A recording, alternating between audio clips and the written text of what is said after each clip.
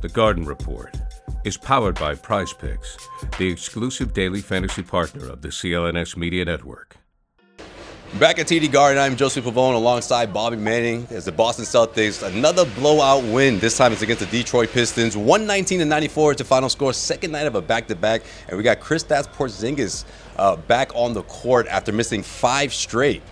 He had a heck of a performance, Bobby. What did you make of it? And we'll get into the Bucks situation because I want your take on which version of the Celtics we're going to see here. But seeing Porzingis back in the lineup, seeing Tatum have a night off, what'd you make of it? He hit the ground running. I thought the first 6-minute stretch, they got to him on the first possession for that flip shot that we've become so accustomed to. He ends up with 20 and 8 in this one. Limited minutes. They only played him 6 minutes in the first half. So you're like, is this how limited he is right now? Because you miss 4 games, 5 games, and you start to think, oh, could this be serious? Could this be long-term? Joe doesn't give a ton when it comes to injuries. So you're wondering, could this be an extended absence from him? Is this something serious? But you started seeing him in workouts. He went to Washington yesterday. I think that started to relieve people. And then he comes out strong in this one. Love the double big combination with Cornette. I thought that was a good look. It had some good numbers coming into tonight. And then after he hit the bike, right before halftime, he comes back in for the second half. Nice stretch to start the third. Comes back out for the fourth.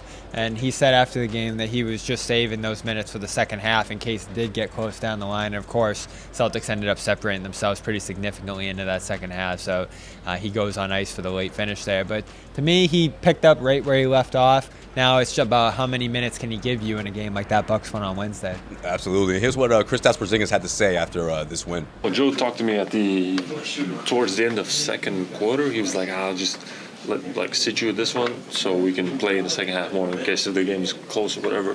He wanted to have those minutes for me available, And so, of course, I agreed and that was it. So that's why it was weird like that. It's weird, like after Denver game, you're a little sore the next day after the game. So I didn't even mention it to anybody. It was just some tightness or whatever. And then the day of Phoenix game, kind of started warming up in the morning and I started to feel something. So I said it to the medical staff and of course they were really cautious with it. So we did some imaging and you could see something, of course. But it was mostly out of caution, to be honest. If life or death or it was playoffs, I would have been completely fine. And we took a long time and, got to work on everything, but especially my hamstrings. And I feel good now, and it was just a lot of caution, I would say. Testing my skills on Prize Picks this season is the most exciting way to play daily fantasy sports. If you have the skills, you can turn $10 into $1,000 with just a few taps. Use the code CLNS for the first deposit match up to $100. Pick more, pick less. It's that easy.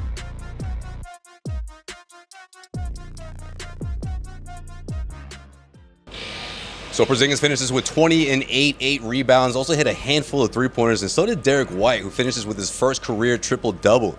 Joe Mazzulla revealed after the game that he gave him that opportunity when he subbed him back in. They wanted to give him a couple of options there for an assist, and he got it as soon as they resumed play. What did you make of Derrick tonight? He was incredible, and the chase down block on top of all of that. He had a nice come from behind. I think it was on Malachi Flynn. Yep. Off the glass. Didn't have a block to that point. It wouldn't be a game without a Derrick White block, despite the triple-double, despite all the scoring.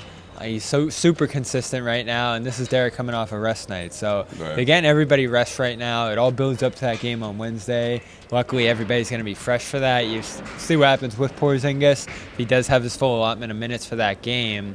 I know we've been debating the usage of those guys in that game now that it's late in the season and the East is so squared away and rest has become a focus.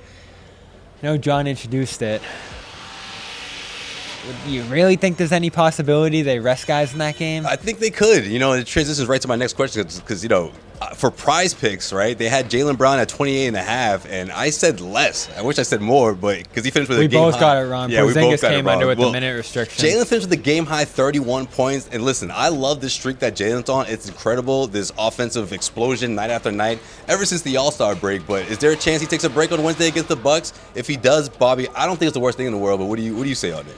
I think you need all your guys out there. There's been so much rest. You need it though. I think the Bucks need it. I think they need the Bucks need it more. They need every ounce of confidence going into this matchup. And of course, if Jaylen doesn't play, that takes a lot away from it. Yeah, and the Celtics can get by without certain players. And maybe if someone has some bumps and bruises and needs that maintenance, you go with it. But Tatum gets the night off tonight. Finally, it is the perfect time to do it. White got one on Sunday. Porzingis as well, 5 games before that. Horford gets one off here on Monday as well as Everyone's doing Holiday. it, Bob. I'm telling you. So it could happen. I think the rest is done. You did all the rest you needed over this last week. You have this matchup against a team that beat you by 30, 40 points last time, remember, and had to make you sit your starters down at halftime.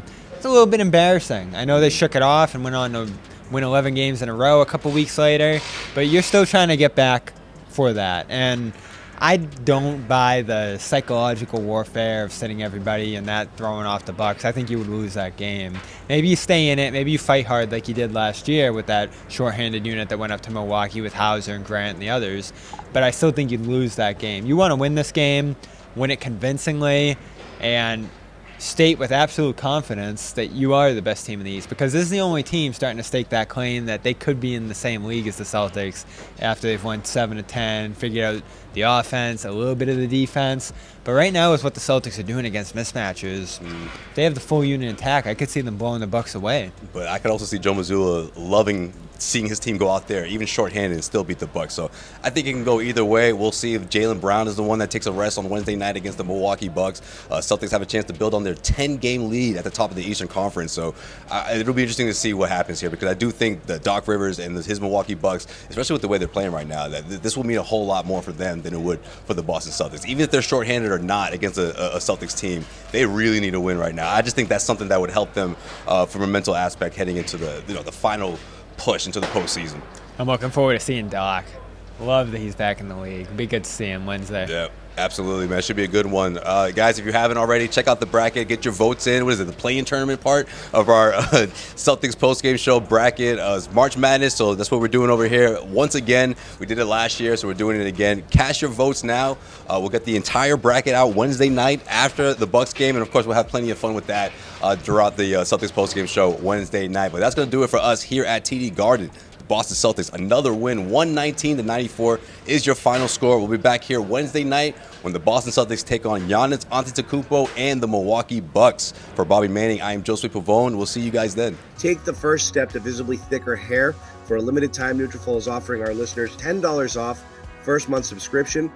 Once again, $10 off first month subscription, free shipping when you go to Nutrafol.com/men and use the code GARDEN. Once again, $10 off Nutrafol.com/men. Use the code GARDEN.